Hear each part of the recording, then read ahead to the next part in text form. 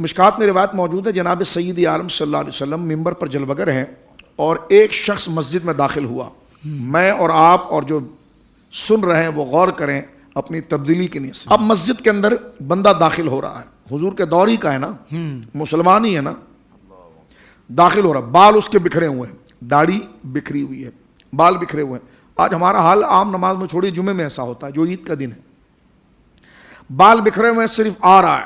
جس طرح اس سے پہلے بھی ہم نے بات کی کہ وضو وہاں کیا ہے اور وہاں سے پانی چھڑکتے ہوئے صفوں تک آ رہا ہے. کپڑے اس کے بھیگ رہے ہیں، گریبان یہاں تک بھیگ رہا ہے، سینہ بھیگ رہا ہے. تو آپ رومال کیوں نہیں رکھتے اپنے ساتھ؟ یہ آپ کا یہاں تک پورا سینہ بھیگا ہوا ہے، یہ اچھا لگتا ہے؟ آپ کی آستینیں بھیگی ہوئی ہیں.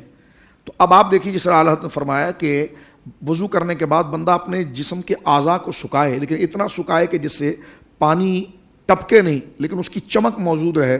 اب وہاں سے وہ پانی چھڑک، اب وہ بندہ اندر داخل ہوا مسجد شریف میں تو بال بکھرے ہوئے تھے. حضور سید عالم نے ممبر پر بیٹھ کر ڈانٹا. اللہ فرمائی کیا حالت بنائی ہے تم نے؟ فرمائی اس بندے کو دیکھو یہ بال بکھرے ہوئے ہیں. فرما تم مسجدوں میں ایسے آتے ہو جیسے شیطان آتا ہے.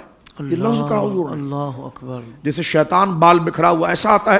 اور وہ بندہ مسجد سے باہر گیا اور پھر جا کر اس نے بال اپنے بنائے اور آئے. تو کچھ غور کرنا چاہیے نوجوانوں کو، ہمارے بزرگوں کو. عمر جدھر بھی جاری ہے. سرکار علیہ الصلوۃ والسلام گھر میں آرام فرما رہے ہیں، امامہ شریف ایک جگہ پر تشریف فرمائے، حضور بستر پر ہیں. باہر سے جو ہے وہ کسی نے آواز دی کہ حضور سید عالم سے ملنا چاہتے ہیں، حضور سے ملنا چاہتے ہیں. جناب سید عالم کو میری ماں ام المومنین حضرت عائشہ صدیقہ نے کہا رضی اللہ عنہا نے کہ حضور وہ جو ہے وہ کوئی ملنا چاہتا ہے. تو سرکار فوراً اٹھے اور سرکار نے امامہ شریف اپنے سر پر رکھا. تو زلف مبارک تو تھی نا، اور زلف مبارک جو ہے وہ آگے کی طرف آ رہی تھی. تو سرکار علیہ الصلوۃ والسلام نے اس کو صحیح کیا. اب آئینہ نہیں تھا. اب آپ ذرا غور کیجئے کہ آئینے کی افادیت کتنی ہے. اب آئینہ نہیں تھا تو حضور نے جب دیکھا کہ آئینہ نہیں ہے تو تشت میں صاف پانی رکھا ہوا تھا. ہاں تو بلا تشبیہ میں عرض کرتا ہوں، ہمیں سے کہا حضور سید عالم نے اس تشت کے اندر اپنے چہرے کو دیکھا اور اپنی داڑھی مبارک کو حضور نے سنوارا. یہ جناب رسول اللہ سبحان اللہ، سبحان حضور نے اپنی داڑھی مبارک کو سنوارا، اپنی زلفوں کو سنوارا اور اپنا امامہ پہنا. اور میری ماں ام المومنین کو اس طرف دیکھ کر کہا عائشہ جب تمہارا کوئی محبوب دوست آئے نا تو ذرا اس سے وقار کے ساتھ ملو کہ تمہارے ملنے اور تمہیں دیکھنے سے اس کو خوشی ہو. سبحان اللہ، سبحان اللہ، سبحان اللہ. اب حضور کو دیکھنے سے کس کو خوشی نہیں ہوگی؟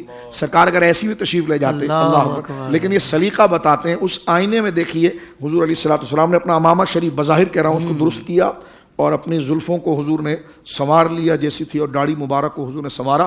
اور میری ماں سیدہ عائشہ کی طرف دیکھ کر فرمایا عائشہ اپنے دوستوں سے اس حوالے سے ملنا چاہیے کہ جس سے تمہارا وقار ظاہر ہو اور تمہیں دیکھ کر وہ تنگ نہ ہو، پریشان نہ ہو اور وہ تم سے خوش ہوں. ہم تو دروازے پر کوئی دستک دیتا تو بنین پہن کے آ جاتے ہیں، بنین پہنی ہوئی آگے جناب.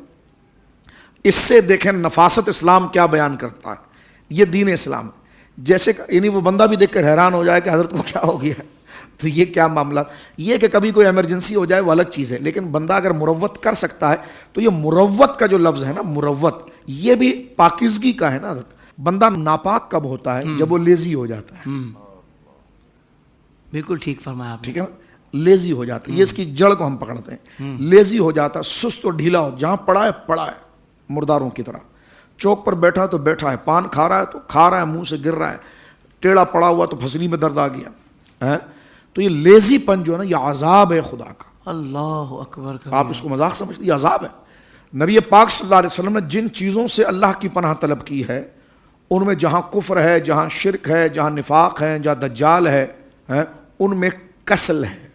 اللہ عربی زبان میں کاف سین لام اللہ. یہ بڑی ضروری بات ہے میرے بھائی بہن بزرگ بچے، غور سے سنیں. اللہ مجھے بھی عمل کی توفیق دے. اپنی زندگی میں لے کر آیا لیزینس جو ہے، لیزی پن. تو حضور فرماتا اللہم انا نعوذ بک من الکسل.